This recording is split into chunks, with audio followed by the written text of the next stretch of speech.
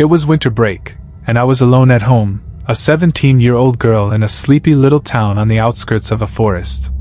The kind of place where everyone knows everyone, and the quiet can be unnerving at times. My parents had left for a few days to visit my aunt in the city, and my younger brother was with them. So I had the house all to myself, something I had been looking forward to. The idea of being alone in the house, with no one to tell me what to do, felt like freedom. I had planned on binge-watching my favorite shows and enjoying the rare peace and solitude. I settled into the sunroom in the back of the house. It was a small, cozy space, surrounded by windows, and it had always been my favorite room. The sunroom overlooked the driveway and the small patch of woods beyond the property line. Normally, this was a place of calm, the perfect spot to read or nap in the sun. But today, with the gray winter sky and the thick snow piling up outside, it felt a little too quiet. I wasn't used to being here at night, especially alone. I flipped on the TV, pushing the growing unease aside. The light from the screen flickered in the dark room as I curled up on the couch, the soft hum of the TV my only company. I had made sure to pull the blinds shut, a habit I'd gotten into over the years. It made the room feel safer somehow, like a barrier between me and whatever might be out there. I remember how still the air was, how the night seemed to press in on the house. I had this weird, creeping feeling like something was off, but I chalked it up to my imagination. It was winter, after all, and the wind outside was biting, causing the house to creak in a way that felt almost like it was trying to speak. Then, without warning, the motion-sensing light outside the sunroom door blinked on. At first, I didn't think much of it. The driveway was long and sometimes animals would wander by, triggering the sensor. But this time, it felt different. I felt a shiver run down my spine as I got up to check. I walked quietly toward the door, my heart beating faster for reasons I couldn't explain. I peeked through the blinds but saw nothing. The driveway was empty, the light flickering as it had before. I sighed in relief, telling myself it was just a raccoon or maybe a stray dog. After all, animals can be unpredictable, especially at night. I turned back toward the couch, trying to shake off the lingering discomfort. But then, it happened again. A loud crash, like something heavy had fallen. I froze. The sound had come from outside, followed by the motion light flicking back on, bathing the driveway in a harsh, cold light. My stomach twisted in knots as I realized I wasn't just hearing things. Someone, was out there. I stepped closer to the window, my breath fogging up the glass as I peered through the blinds. And that's when I saw it. A figure. A person, standing perfectly still in the yard. The light wasn't bright enough to make out details, but I could see the vague outline of a body, the shape of a person standing motionless just past the driveway. My pulse raced. The figure didn't move. Didn't do anything. Fear crept up my spine, icy and heavy. I tried to tell myself it was just a person passing by, but the stillness of it, how they didn't seem to be walking, just standing there in the cold, didn't feel right. I wanted to scream, but I didn't. Instead, I quietly got up from the couch, my legs like jelly as I moved across the room, inching toward the door. I thought about locking it, but the door was already secured. I didn't know why, but something told me that wouldn't be enough. Then, just as I thought I might finally make sense of the situation, the figure knocked on the window. The knock was sharp, fast, and jarring. I stumbled backward in shock, my heart racing as I struggled to catch my breath. It was like everything in me went cold, frozen in place. For a moment, I couldn't even process what had just happened. My mind screamed for me to move, to do something, anything, but all I could do was stare at the shadowy figure through the blinds. I gathered every ounce of courage I had left and whispered, "I'm calling the cops!" For a few seconds, there was nothing. No knocking, no movement. Just silence. My pulse thundered in my ears, and I thought maybe, just maybe, it was over. Maybe they would leave. But no. The silence was shattered when I heard a low, guttural laugh from the other side of the window. It wasn't human. The sound seemed to scrape against my skin like nails on glass. I backed away from the window, my breath shallow as I scrambled toward the door. My phone was on the coffee table, my fingers fumbling as I reached for it. I dialed 911, my voice trembling as I told the operator what was happening. And then I saw her. The old woman. She was standing at the door now.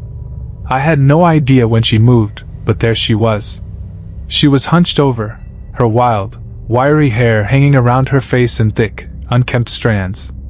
Her eyes were wide and vacant, and she was staring at me with a kind of intensity that made my skin crawl. I wanted to scream, but my voice stuck in my throat.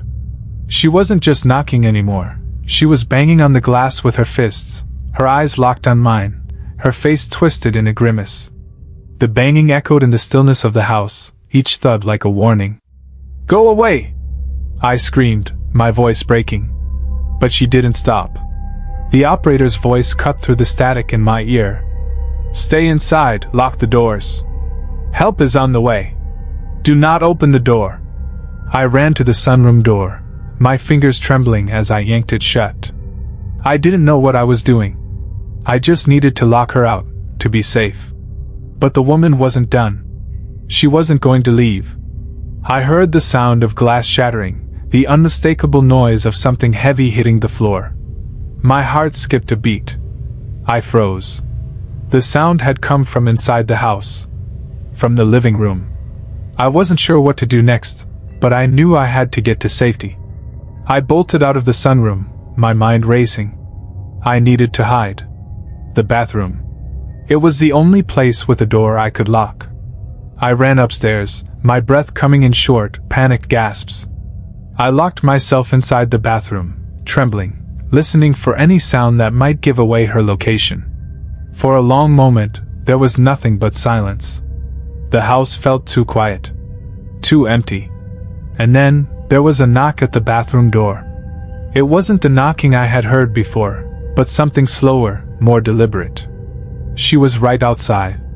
I could hear her muttering, her voice thick and unintelligible, like she was speaking in a language I couldn't understand. I pressed my back against the door, praying that the police would get here soon. My body shook, tears streaming down my face.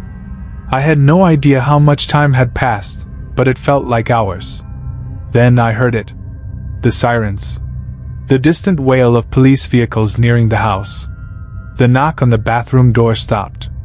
I dared a glance through the small window, my heart jumping into my throat as I saw the woman. Her twisted face, her hair wild, her body hunched like a grotesque animal, staring directly at me. Her eyes glinted with something darker, something sinister. And then, the police arrived. The officers broke through the window in the living room, their guns drawn as they quickly subdued the woman. I don't remember much after that. Everything was a blur of flashing lights, voices, and police officers. It turned out the woman was mentally unstable and had been living under the care of a woman named Mrs. Porter, who had been neglecting her. The police found out that the old woman had been wandering away from her caretaker's home for weeks, causing trouble in the neighborhood. My parents pressed charges against Mrs. Porter, but the case didn't go anywhere. She didn't lose her job or face any real consequences. As for the old woman, she was sent to a treatment facility, a place where she could get the care she needed. And though the relief was overwhelming, I couldn't shake the image of her face, twisted in that horrifying grin, pressing against the glass.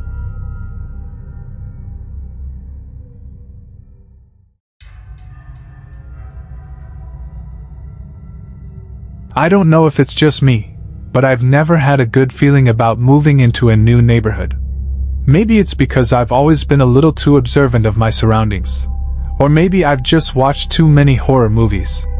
But when my roommate, Lucas, and I decided to rent a house together in a quiet suburban area near our workplace, I never could have imagined just how strange things would get. We'd been living there for about 2 months when the new neighbor moved in. His house was right next door, and when we first saw him, he seemed normal enough, tall, lanky, maybe a little unkempt, but nothing too out of the ordinary. He didn't introduce himself or anything, which I thought was odd for a new neighbor, but I didn't think much of it at the time. We didn't interact for a few days, and then one morning, I decided to make the first move. Lucas was at work already, and I figured it would be nice to welcome him to the neighborhood. I knocked on his door, and after a few moments, I heard shuffling inside. I thought maybe he just needed a second to get to the door, but when I saw the blinds shift in the window beside the door, I froze. His face appeared, just for a split second, staring at me through the kink in the blinds. I wasn't sure what to make of it. The way he looked at me, without opening the door or even saying a word, felt unsettling. I knocked again, but no response came. It felt like he was avoiding me on purpose, and a strange chill crawled up my spine. I could have sworn I heard a faint scuffle, as if he was moving around behind the door, but I stood there for a few moments in silence, waiting. Nothing. I ended up leaving, but something felt off about the whole situation. I told Lucas about it later, but he just shrugged it off, thinking maybe I was overthinking things. It wasn't until later that night that the weirdness escalated. It was around midnight when I heard the noise coming from the neighbor's backyard. I had been reading in bed, but the sound of something heavy being dragged across the ground interrupted my thoughts. Then came the sharp, rhythmic sound of a saw cutting through wood. It wasn't just any wood either. It sounded like a large, thick piece, something that would usually require more than a hand saw. I rolled over in bed, annoyed, and glanced out the window. I could barely make out the shadowy figure of the man in the backyard, bent over a piece of wood, wearing a hoodie, despite the fact that it was a warm night. I watched him for a while, perplexed. It didn't make sense. Why would he be sawing wood at this time of night? It wasn't even cold. His hoodie only made him look more out of place. I tried to shake it off and go back to sleep, but the sound kept going, dragging on, long after midnight. Lucas heard it too, and he came out of his room in his boxers, looking just as confused as I felt. We stared out the window, watching the bizarre scene unfold. After about 10 minutes, I had had enough. I suggested that we go over and ask him to stop. Maybe he didn't realize how loud it was. Lucas wasn't so sure, but I dragged him out of the house with me. As we approached the fence that separated our yards, the noise suddenly stopped. Just like that. The saw fell silent. We knocked on the gate, and after a few moments, a face appeared in the same window where I'd seen him earlier. But he didn't answer, didn't even acknowledge us. He just stood there, staring out at us through the blinds. It was eerie. The way he looked at us, his face emotionless, and yet there was something unsettling in his gaze. It felt like he was studying us, watching us, but not in a curious way. It was more like we were intruding on his space. After what felt like an eternity, we turned to leave, and the man vanished from the window. That was the first time I had that nagging sense that something wasn't right. A few nights later, things took an even darker turn. I was in my room when I heard the screams. At first, I thought maybe it was a neighbor down the street, but no, the screams came from the direction of the man's house. They were loud and frantic, echoing through the stillness of the night. I immediately ran to Lucas' room, and we both stood by the window, peering into the dark backyard. We saw him again, moving quickly and dragging something across the lawn. It wasn't clear at first what it was, but the way he was pulling it, struggling to get it to the back of the house, made my blood run cold. I couldn't tell exactly what it was, but it was heavy, and it was certainly not a piece of wood. Lucas grabbed his phone, ready to call the police, but before he could dial, the man stopped. He paused for a moment, standing still, and then he slowly turned to face our house. His eyes seemed to lock onto the window where we were standing. In that moment, I felt a rush of terror. I don't know how he knew we were watching, but it felt like he did. The way he stared at us, unmoving, was enough to send a shiver through my entire body. I quickly ducked away from the window, and Lucas slammed the blinds shut, both of us breathing heavily, trying to make sense of what we had just seen. Lucas didn't hesitate. He called the police immediately, but just as we finished the call, we heard the sound of a door slamming open in our house. It was unmistakable. The back door had been forced open. We froze. There was no way the police could get here in time. The man had come into our house. Fear took over. We bolted for the stairs, and Lucas pushed me into his room. We locked the door, trying to steady our breathing, but it was useless. We could hear the man moving through the house. His footsteps were slow, deliberate, like he knew exactly where we were. He started banging on the door to Lucas' room, using something blunt. A hammer? A pipe? The sounds of metal hitting would ring out in the silence of the house, making it feel like we were in a nightmare. For what felt like hours, we stayed hidden, hearts pounding in our chests. The banging stopped for a while, but then we heard something that made our blood run cold. A voice, low and muffled from downstairs, shouted, "Police!" The man had stopped. We waited, not daring to move, but as we slowly opened the door, a shadow dashed past the hallway. The man had tricked us. He had been hiding behind the dining room table and sprinted up the stairs as soon as we opened the door. Panic surged in me as I slammed the door shut behind us, but it was already too late. We were trapped. The bathroom was our only option, and we rushed in, locking the door. We huddled in silence, listening for the sounds of footsteps coming closer. The door handle rattled. I held my breath, praying the lock would hold. Finally, we heard sirens in the distance, getting louder and louder until they were right outside. The real police had arrived, and after what felt like an eternity, we heard the sounds of men shouting as they burst into the house. The door to the bathroom was forced open, and officers rushed in, pulling us out of the room and telling us it was over. But it wasn't over for them.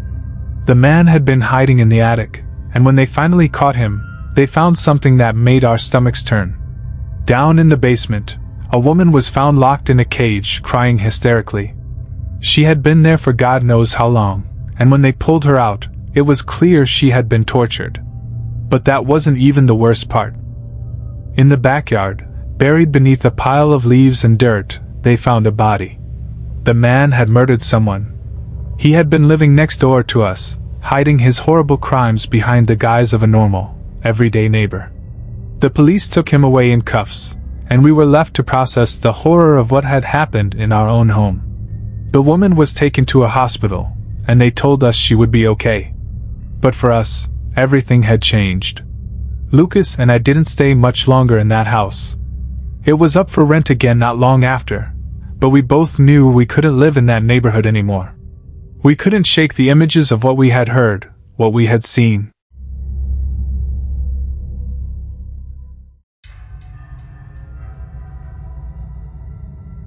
The first time I heard the child's laughter, I wasn't sure what to make of it.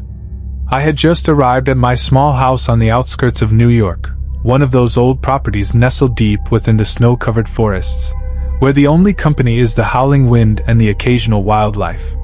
The house was a place I usually retreated to during the winter months for some skiing, but this January, something felt different, off somehow. The sound of laughter echoed through the night, piercing the cold air with an unsettling innocence. It wasn't a child's laughter in the playful, carefree sense. It was thin, hollow, and almost mournful. I paused at the door, frozen, trying to locate where it was coming from. It seemed to be coming from my neighbor's house, the one right next door. But that was strange. I'd never seen any children around here before. The only neighbor I knew lived across the street, an elderly man who rarely left his home. I rubbed my eyes, shook my head, and pushed the door shut, locking it firmly. I returned to the warmth of the fire, but the laughter lingered, echoing like a phantom bouncing off the walls. I forced myself to go to bed, but sleep didn't come easy. My mind kept drifting back to that child's voice, replaying it like an old, warped record. The next morning, I stepped outside to find a large, red rubber ball sitting on my lawn. It was unusual. I'd never seen it before, and I couldn't remember hearing anything hit the ground. The snowfall had turned everything a thick shade of white, but there was this red ball, its color almost taunting in its vibrancy against the snow. I looked around, expecting to spot some footprints or some evidence of where it had come from, but there was nothing. Just clean, undisturbed snow stretching in every direction. Assuming it must belong to my neighbor, I picked it up and tossed it over the wooden fence that separated our properties. As I walked back inside, I glanced at the clock, just after noon.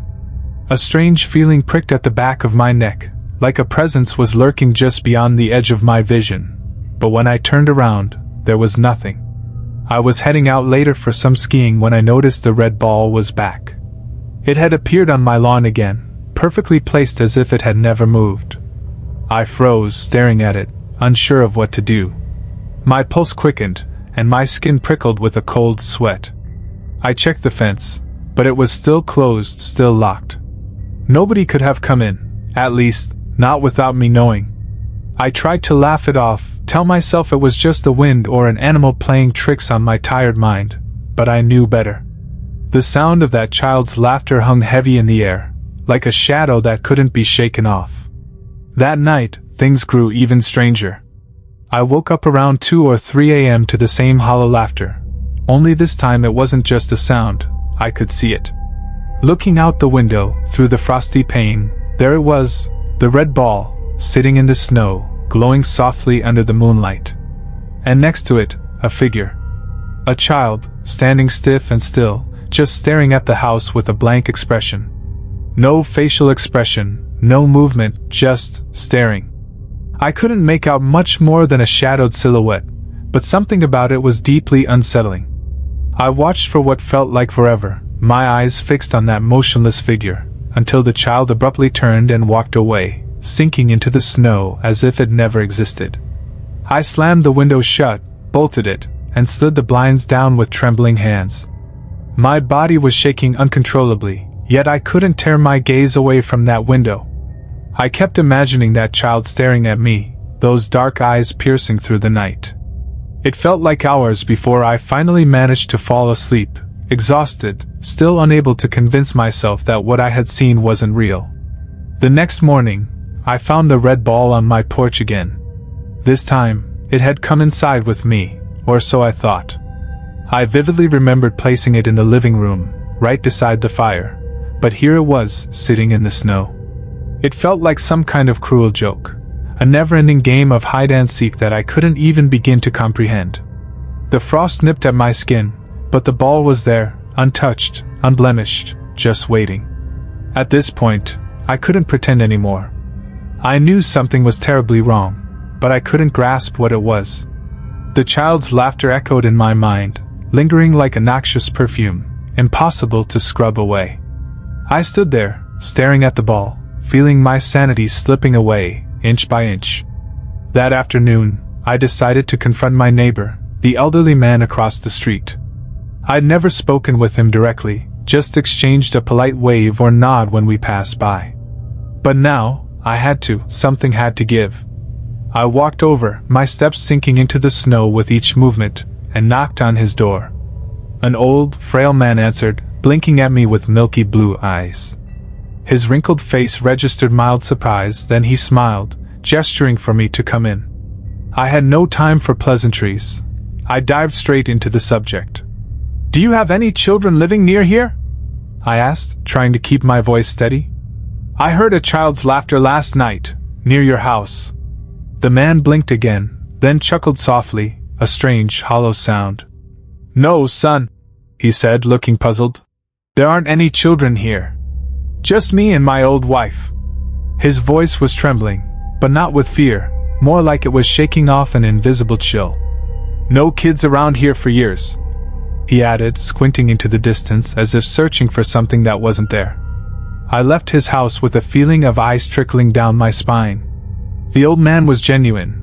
There were no lies in his eyes, but there was something not quite right. His words echoed like warnings in my ears as I trudged back through the snow, leaving the red ball sitting in my yard once again. That night, things only got worse. I barely slept, torn between terror and exhaustion.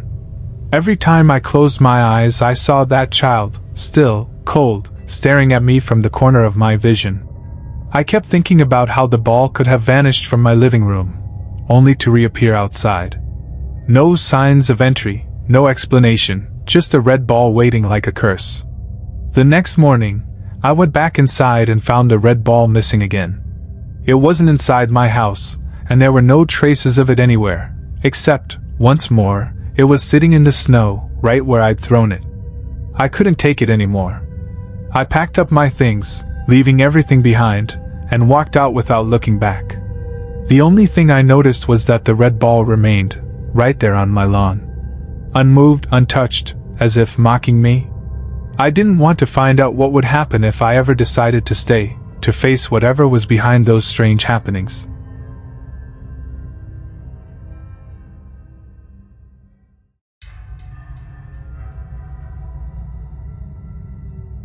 It was a cold February evening when it happened, one of those nights when winter's grip on the world feels absolute, and even the stars seem far away, swallowed by the dark sky. My wife, Eliza, and I had settled into our usual late-night routine. We were watching a movie on the couch, wrapped up in blankets and popcorn, the warmth of our little living room contrasting with the chill of the outside world. The world seemed distant, frozen in time, until something unusual happened. It was a power outage, nothing more, or so I thought at first. One moment, I was half watching the flickering images on the screen, and the next, everything went dark. Complete, total darkness. The hum of the lights, the soft whirring of the appliances, all vanished in an instant. Did the lights just... Eliza began, but her voice trailed off, and I could already see the glow of her phone's screen lighting up her face in the pitch-black room. I think so, I answered. My own phone screen lit up the room briefly as I checked for any notification from the power company. Nothing. Just silence. I stood up and walked to the window, pulling back the curtains. From where we lived, we could see the neighboring houses. Sure enough, their lights were still on, casting warm yellow glows through their windows. Ours, though? Nothing but pitch-black shadows in the night. I tried to shake it off. It was probably just a fuse or something. After all, this wasn't the first time our power had gone out. But I could tell Eliza was a little nervous. Maybe we should check the fuse box, I said, trying to sound more confident than I felt. The fuse box was in the basement, something that had always given me a slight sense of dread, even though it was just a regular utility room. Something about the space always felt off. I grabbed the flashlight from the kitchen drawer, its beam cutting through the shadows as I made my way toward the basement door. The door wouldn't open. I tugged at the handle, frustrated. It felt like the door was stuck, or maybe locked. But that didn't make sense. Eliza and I were the only ones here, and we didn't lock that door. "Hey, Eliza!" I called out. "Can you come down here? The door won't open." I heard her footsteps upstairs before she appeared in the hallway, wearing her usual sleepy look. "What's wrong?" "The basement door. Something's wrong with it," I said, still trying to force the handle. She raised an eyebrow, walking toward me with a calmness I didn't feel. "You sure you're just not pulling it wrong?" I stepped aside, exasperated. "I'm not an idiot, Eliza." She didn't say anything in response. Instead, she grabbed the handle, and to my disbelief, the door opened with ease.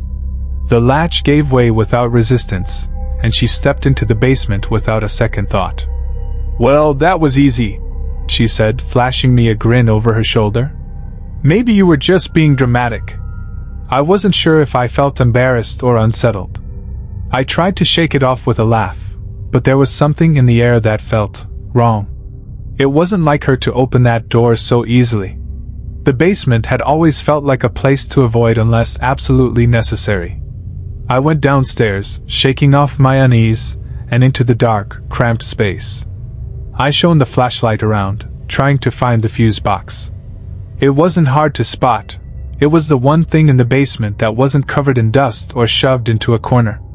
I fiddled with the switches, first flipping them all off, then on again, hoping that would do the trick. The hum of the house began to return, the lights flickered, and the power seemed to surge back into place. As I turned around to head back upstairs, a sudden creak stopped me in my tracks. A door on the far side of the basement, the closet door, was slightly ajar. It wasn't much, just enough for me to notice. And something about it seemed out of place. I stood frozen, my mind spinning. That door had been closed earlier. I was sure of it. And it wasn't just that, it was the timing. How had the fuse box been turned off in the first place? It didn't make sense. Could someone have tampered with it? Could someone have locked the basement door earlier, forcing me to struggle with it. Then I heard it. A deep, slow exhale. I didn't move. My chest tightened, and for a moment I thought I might pass out. It wasn't the wind, it wasn't the house settling, it was something else. Someone else. I didn't process. I turned and bolted for the stairs, the flashlight falling from my hand and rolling across the cold concrete floor. I reached the basement door and slammed it shut behind me, locking it without hesitation. My breath was coming in shallow, quick bursts. I didn't know what was happening, but I knew I needed to get upstairs, away from the basement. Away from whatever was down there. I found Eliza in the living room, her phone pressed to her ear. "I'm calling the police," she said, her voice shaky but calm. "We need help." The next few minutes were a blur. I don't remember much of what happened after that, just the sounds of my pulse pounding in my ears and the feeling of cold sweat on the back of my neck. The sirens wailed in the distance, growing louder as they approached. I didn't feel safe. Not anymore. "Is everything okay?" Eliza asked, stepping closer to me as I stared out the window, watching the flashing lights of the patrol cars in the distance. "I don't know," I replied. "I don't know what's going on, Eliza." When the police arrived, they came inside and immediately went to the basement. They inspected the locked door first, then descended into the basement, shining their flashlights into every dark corner. "You're sure nothing's missing?" one of the officers asked me, his face stern. "Nothing," I said, still shaking. "But there was someone, down there." The officer nodded, but I could tell he was skeptical. The house wasn't in disarray, there were no signs of forced entry, and no one had left any obvious traces. He looked at the closet door, now wide open, as though someone had come in and out with ease. There was shattered glass on the floor, fragments of a broken window near the top of the ledge. "It looks like whoever it was got in through the window," another officer said, crouching down to examine the glass. "Climbed in, possibly. Then broke the window again to escape." I felt a chill in my spine. They didn't have to explain what they meant. They had no idea who had been in our basement, or why. All I knew was that the sense of dread that had gripped me wasn't something I could shake off easily. When the officers left, we stood there in silence for a moment, staring at the open basement door, now safe with its lock in place. I don't know what I expected, but what I felt was something far worse than fear. It was the unsettling knowledge that whatever had happened tonight, I wasn't the one in control. That night, we kept all the lights on. Every door was locked, every window checked. It was an almost obsessive routine. And yet, when I closed my eyes, I couldn't shake the feeling that I wasn't alone. It didn't matter that we lived in a safe neighborhood, that there were no immediate threats. The terror had already taken hold.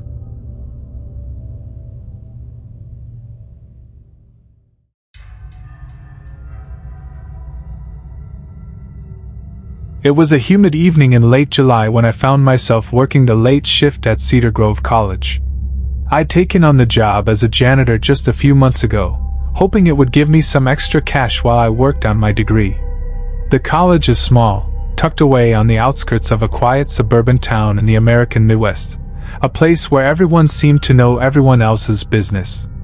It was the type of place where the biggest news was a student's poor choice of outfit at the annual fall festival.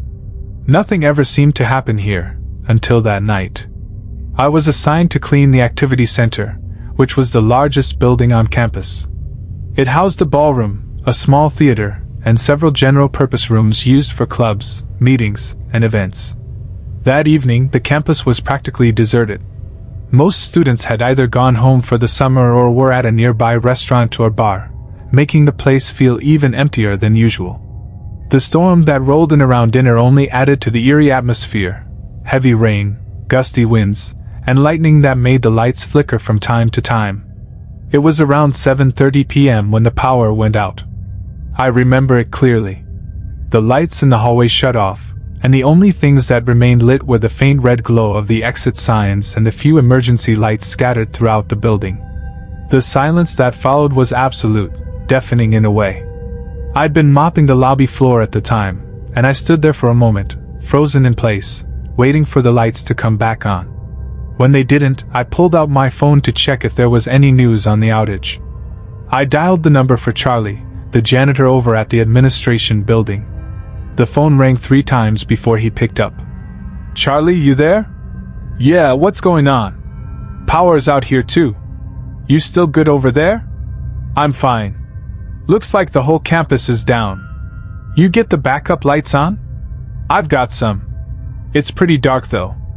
I was just thinking of heading out." We exchanged a few more words before hanging up. I was about to leave, figuring there was no point in staying to clean if there was no power.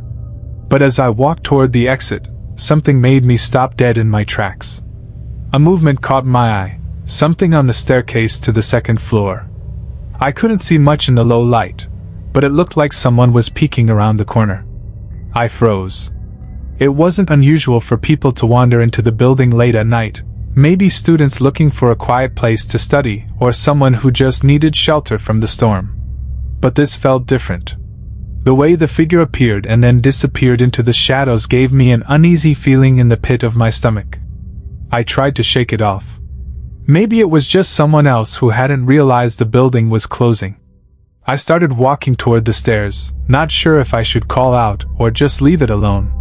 But as I reached the bottom of the stairs, I heard something that stopped me in my tracks. A faint creak of a floorboard above. Someone was upstairs. Against my better judgment, I decided to go up and check. After all, it was part of my job to make sure the building was empty before locking up. I called out into the silence, but my voice felt small and distant, swallowed by the storm outside and the oppressive stillness of the building. "Hello? Is anyone up there?" I waited for a response, but there was nothing, just the hum of the emergency lights and the occasional rumble of thunder. I took a deep breath and ascended the stairs, my footsteps echoing unnervingly loud in the empty hall. The upper floor was just as dark as the lower one, save for the dim backup lights hanging from the ceilings. They cast long shadows across the walls, making the hall seem even more deserted than it really was. I could barely see anything in the corners of the rooms, the dark spaces where I knew the building's many empty classrooms and bathrooms lurked. As I moved down the circular hallway, I kept hearing footsteps behind me. Soft, deliberate steps, not the frantic scamper of someone trying to hide, but the measured, cautious pace of someone trying to remain unseen.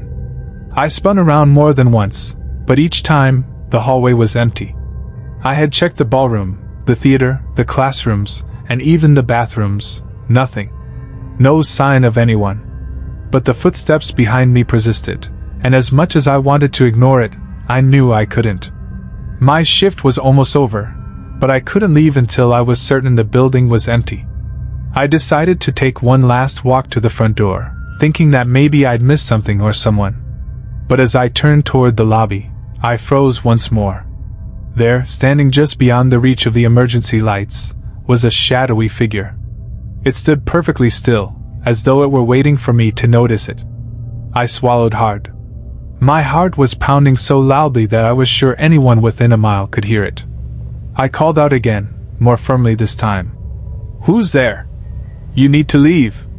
The building's closed." The figure didn't respond. It just stood there, like a dark stain in the hallway. I could make out the faintest outline of a person, but that was it. No features, no distinguishing marks, just a silhouette that didn't quite seem to belong. My stomach turned. Every instinct I had was screaming at me to leave, but my legs felt frozen in place. Then, without warning, the figure turned and darted deeper into the shadows, disappearing into the darkness of the building. I took a step forward, but my mind screamed at me to stop. I couldn't go after it, not alone, not in this place. I had to call someone. I didn't know what I'd seen, but I wasn't going to stick around to find out. I hurried to the front of the building and made my way outside, dialing the campus police as soon as I could. My fingers fumbled over the keys in my panic. The phone rang once, twice, before someone picked up. "Campus security. How can I help you?" "There's someone in the building," I said, my voice shaking. "I saw a figure, dark, no features, moving around. I think they're still in there." "Stay where you are." We're sending someone out to check. I waited outside, feeling more exposed than I ever had. The storm had worsened, and the wind howled through the trees as I paced back and forth, trying to calm my racing heart. It felt like hours before the police arrived, but it couldn't have been more than 20 minutes. 2 officers pulled up in a patrol car and made their way inside. I stayed where I was, watching from the front doors. They were inside for a while, and I tried to make sense of everything that had happened. What had I really seen? Had it been a person, or had it been something else? My mind kept circling back to the shadow, how it had stood there, waiting, before disappearing into the dark. Finally, the officers came back outside. They approached me, their faces unreadable. "There's no one inside, ma'am. We checked every room." "Are you sure?" I asked, not quite believing them. "Positive," one of the officers said. "No signs of forced entry. No one in the building." I nodded slowly, feeling a cold chill run through me. There had to be some explanation, but I couldn't think of one that made sense. I was about to say something else when my phone rang again. The display showed a blocked number. "Hello? Is this the janitor from Cedar Grove College?" a voice on the other end asked. It was a calm, professional tone, but something in it made my skin crawl. "Yes," I replied, my voice barely above a whisper. "Who is this?" "This is Officer Daniels with the local police department," the voice said. "We've been getting reports of a dangerous individual in the area. We believe they'd been hiding near your campus." My blood ran cold. "What do you mean? Who is it?" "We're still working on the details, but we need to know. Can you describe the person you saw?" I opened my mouth, but the words stuck in my throat. How could I describe something so vague, so ungraspable? The figure had been nothing but a shadow, a dark presence in the corner of my mind. I didn't know what I'd seen, and I didn't know how to explain it. I can't really say," I stammered. "It was just dark. No features. No details." There was a long pause on the other end of the line. "Stay safe. If you see anything unusual, call us immediately." The call ended, and I stood there, staring at the phone in my hand, numb. I didn't sleep that night. I couldn't. For weeks afterward, I couldn't shake the feeling that something wasn't right. I kept thinking about that figure, about the way it had moved, about the way it had disappeared into the shadows. I still don't know what it was. Was it a person?